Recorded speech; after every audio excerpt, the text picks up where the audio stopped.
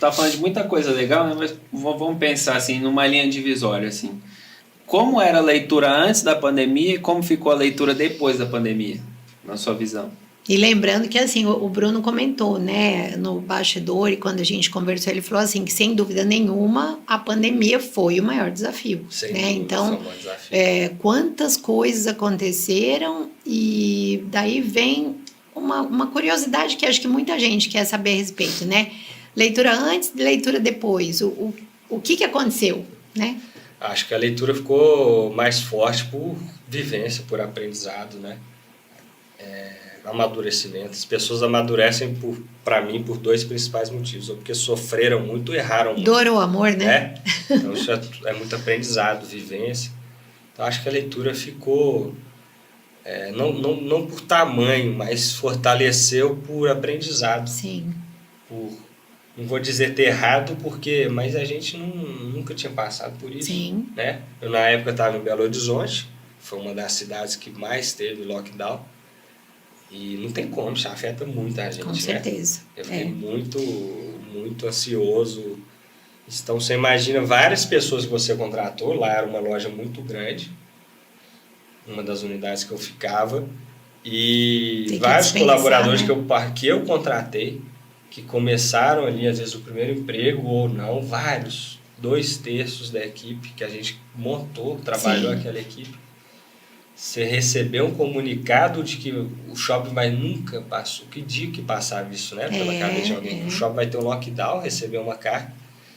Então, ali eu tive que... Foi aproximadamente 20 colaboradores. Assim, de dispensa, né? Numa loja, né? Numa loja. Numa unidade. Então, eu acho que a leitura pós-pandemia, ela se fortaleceu. Não foi por grandeza, não foi por crescimento. Acho que foi por aprendizado, amadurecimento. Vivência, né, Bruno? E a gente adaptou muito ao mercado. Então, hoje a gente fica mais corajoso, né? Mas, na época, era como se fosse se estivesse em alto mar, sem estrutura nenhuma. A deriva, né? Porque e agora, quando isso acaba... Quando volta, não sei. Quando abre, não dá para saber. Como eu pago esses salários? Como eu demito? Existe uma lei por trás. Daí vem subsídio, até quanto tempo? Manda embora, faz voltar. Vende em home office, faz remoto. Eram muitas perguntas, né? Sem resposta. Mas acho que isso fortalece, né, Bruno?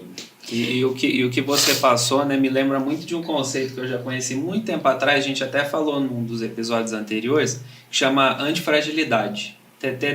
Eu já até vi, tem um livro lá na leitura, do Nissim Taleb, que ele fala que tem a resiliência, que muitas pessoas conhecem, e é um conceito muito bonito, né, que vem dos metais, que o metal passa por uma situação de pressão, daí ele volta como ele era antes.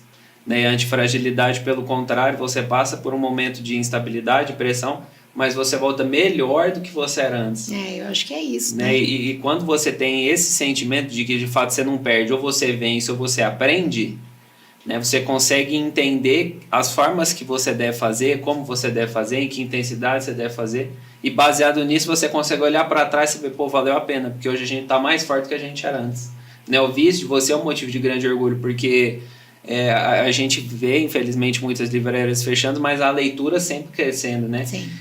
A gente vê as pessoas engajadas, a gente vê você com o seu olho brilhante sempre que você fala da leitura, da sua história desde o começo, né? E tendo essa consciência da antifragilidade é muito importante, porque a gente consegue ter uma consciência muito clara do que a gente passou e vai ter um caminho muito mais aberto de onde a gente quer chegar. Né? Exatamente.